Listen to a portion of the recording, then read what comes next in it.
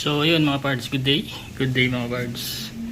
So yun, so for today's video, yan, mag-add ako ng MDL. So papalitan ko yung sa likod ng nung handle switch. Yan, medyo may damage. Yan, at itong yung pinaka handle switch nya, hindi siya original mga pards, no. Ito siya. Ba't ko hindi nasabing original? Kasi yung sa stock hindi naman ganito yung yung kulay nya, kulay puti siya, parang kulay ganito. Yan, hindi naman silver, basta ganyan. Tapos yung sa nya, yung sa yung sa momentary, may nakita ako dun sa ilalim na hindi naman sa ganun, hindi naman yung ganun sa stock talaga. Yung makita nyo sa loob, yung parang copper. Yan, walang ganyan sa sa stock, yung original. Although 2DP naman siya, na-order ko lang sa online kasi mura. Nabudol ako ng mura. Pero yun nga, tsaka yun, nakita yung wire sa loob, yung high and low nya. Tapos yun, may screw siya dito sa left and right, pero functional naman to. Pwede naman din gamitin just in case na masira na talaga yung stock pamalit. Pero ito yung gagamitin ko. Yun, nag-install na rin ako dito ng yan, passing switch, momentary switch para sa passing light. Yan, nilagyan ko ng glue para hindi mag-connect yung dalawang terminal. Yan, naglagay ako ng glue dyan. Tapos nilagay ako ng diode. Tapos yun, hininang ko na rin para sa passing switch. Yan. At ang ilalagay kong another MDL, Zenlo M1 Plus to Ngayon, Zenlo M1 Plus. Ang nakalagay dito kasi tawag doon 60 watts daw. Saan ba nakalagay yung 60 watts? Wala akong makita. Yan, pero ang 60 watts daw yung ganito. Saan ba nakalagay yung wattage? Yan, walang nakalagay no? Pero kung meron kayong watt meter, masusukat doon kung ilang wattage talaga. So sa iba, alam na yung tsura nito Ayan, hirap buksan pag isang kamay lang. Yan. So ito ang binili ko compare sa Zenlo X1 Plus, kasi halos same lang din naman ang wattage mas malaki lang yan saka medyo konting difference lang yung buga, yung pagkakaiba yun. At di ko lang kung mapakita ko sa inyo paano pag-install nito kasi ang sigip talaga sa pwesto ko pag tsatsagaan ko lang. So ito, babalutin na lang to. So yun mga parts, abang-abang na lang sa susunod na chapter ng video. Haha.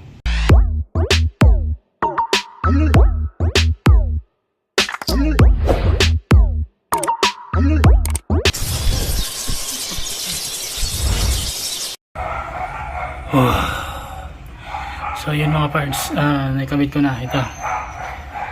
Hindi ko na napakita yung paggawa ko kasi ewan ko, parang ang hirap pumesto sa ganito kasi pwesto ko mga parts. Yan ang skip. Yan, mahirap mag video. Tapos kung mapapansin nyo dito, medyo pause na ako. Wala akong nakalagay na dito, yung mga nakasiksik na tinatawag na relay o backlog relay. Yan, sa mga matatagal na sa aking channel, dito nakalagay yung relay ko. Ayan yung relay ko. Yan. Tapos yung Zenlo, ito sa labas, ito yung luma kong MDL. Yan. Ayan mga parts, medyo pause na ako. Hindi ko alam kung bakit. Natuyuan yata ako ng pawis sa likod kaya parang wala na akong boses. So kiklear ko na lang to. Tapos naikabit ko na rin tong passing switch. So ayun, update ko na lang kayo sa daan. Welcome ulit sa ating channel. Yan, tong gabing ito masusubukan ko na. At hindi na nga pala ako na gawa. Kung tutusin, dapat tutorial yung gagawin ko. Kaso lang, hindi. Talagang masikip talaga mga parts eh. At pag nanayos yung matapos agad gano'n nang nangyari. Mahirap kasi masikip na yung pwesto. Pag masikip ang pwesto, mahirap kumilos. Kaya hindi rin agad-agad makagawa talaga ng video. Mapasaglit-saglit, makagawa ka talaga ng magagawa mo. Kasi sumakit nga itong balakang ko, kakayo ko ito. Mabira talaga ang buhay niya. Masikip kasi talaga eh. Kaya gano'n, no? Paano pa kaya pa maglinis pala ako ng throttle body, ganun ulit? Pahirapan na naman. Sana hindi traffic. Sana maganda yung ano ngayon, pwesto ba? Para magawa tayo ng video. So, makuna ko na maayos yung sample video nito mga parts.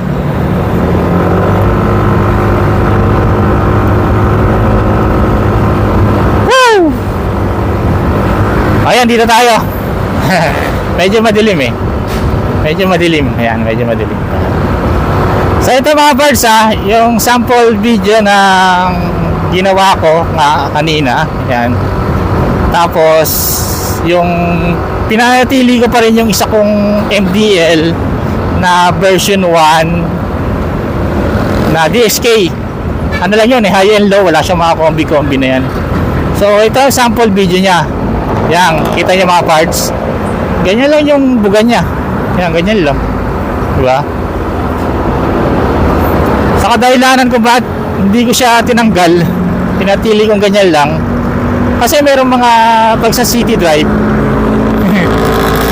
parang nakaka-visit ka pag sobrang lakas ng MDL mo, no? Pero hindi ko naman sabi sobrang lakas tong nabili ko, pero masasabi kong mas malakas siya to. O, di ba? Mas malakas yung buga niya mga parts, di ba? O, ito yung isa. O, di ba? Ang layo, di ba? O, yun ang pagkakaiba nila, no? Yang ba itong nasa bangkong tagal wala na nga natin. Tagal eh, maagal eh, malilate na ako eh. Yan, ito ulit yung low ng mahinang MDL na first version 1 ng DSK. Yan. O, tapos ito yung low. Yan, o, diba? Ang layo, ang laki ng pagkakaiba talaga. Yan. Tapos may ginawa pala akong yung passing switch. Ito yung passing switch mga pads. Yun, kita nyo ba? Yun. Mabuksan ko muna yung mahinang MDL para hindi masyadong malakas ba. Yung saktuhan lang yung ginagamit ko eh. Tapos yung high pala ng high ng tawag to.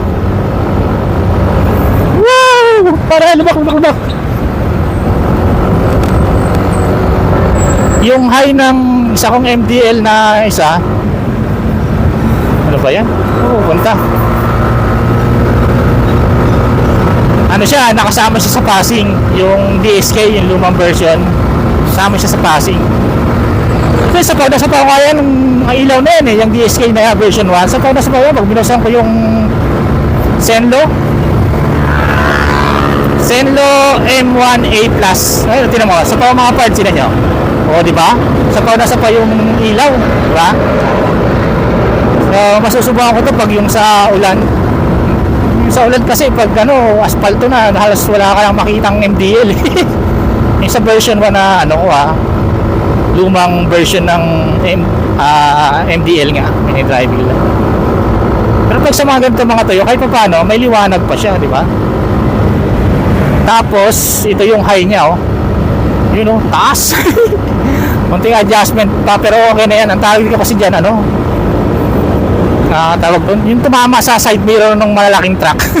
Pag nagpassing ka, ang target ko dyan kaya ganyan yan.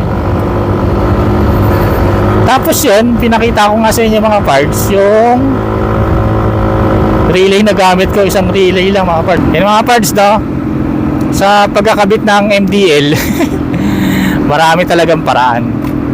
At yung iba, maraming relay ang kailangan. Yan.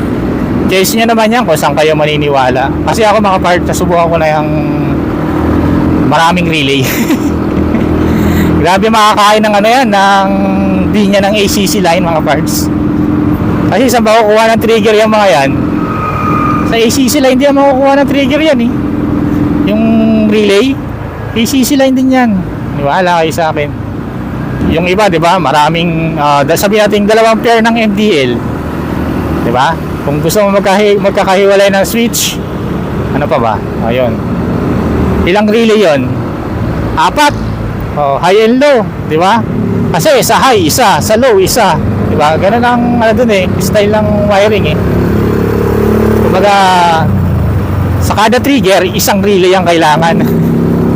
Nasubukan ko na yan. Dati bumaya ang Bicol, dami kong relay. Ang downside naman nun, ano talaga mga parts, ang lakas kumain ng kuryente.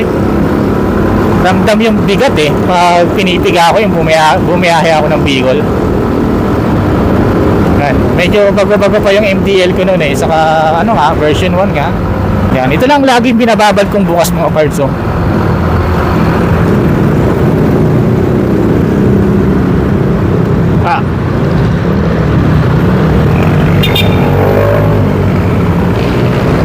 Nakasingit pa tayo, may passing kasi tayo, passing switch, passing light. At ginamit ko nga pala yung aftermarket na switch. Yan.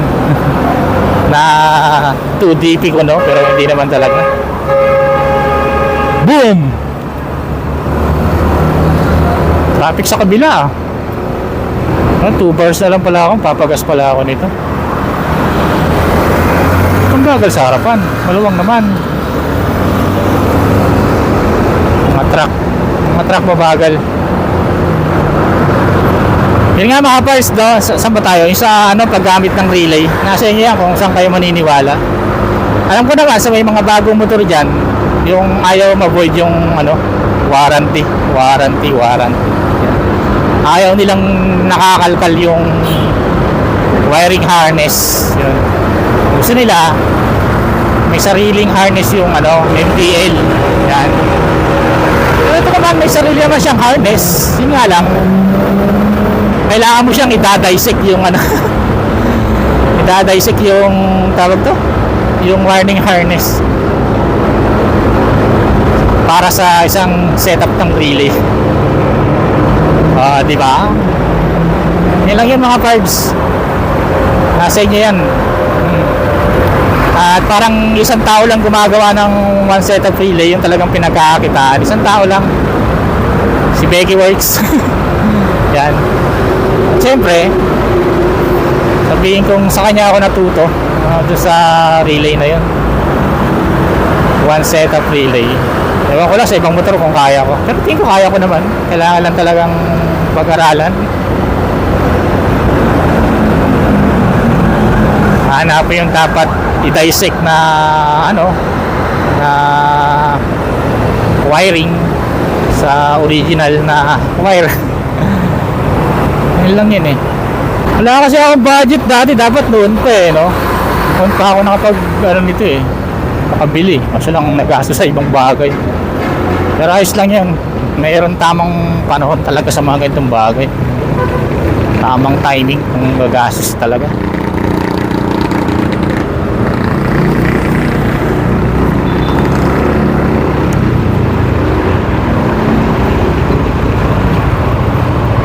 Pagas muna tayo. Sa 95, 200 lang. Yeah.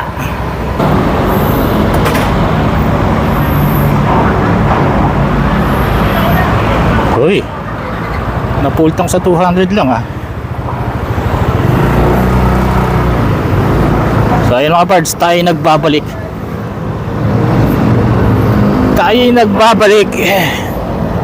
Bante. Sa social media mga parts, marami gumagawa niyan o nagwa-wiring ng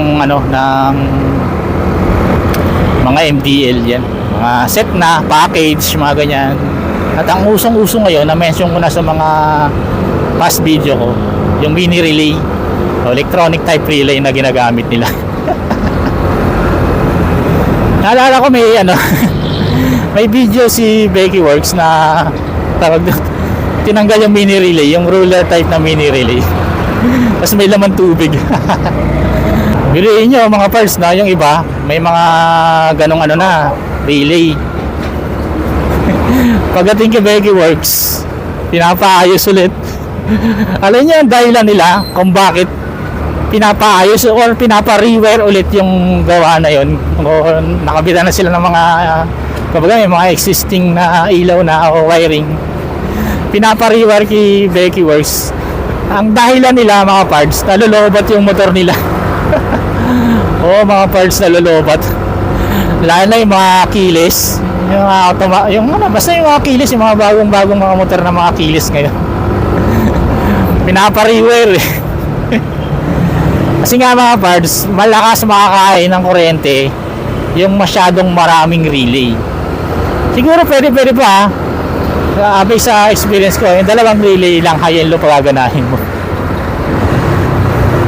Kaya ang sistema dun eh, ano kasi yan eh, yung iba kailangan pa nila ng passing switch o passing light. Ginagawa nila, sabihin nating 3 mode ang mayroon sa MDL. Meron siyang high and low, tapos combi, mga parts, di ba? May ganon.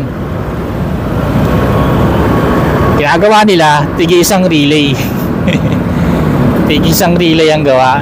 Bali 3 relay ngayon yon. Eh paano kung may busina ka pa? Di 4 na relay ang kailangan mo, di ba? Kaya yung style nila dun eh.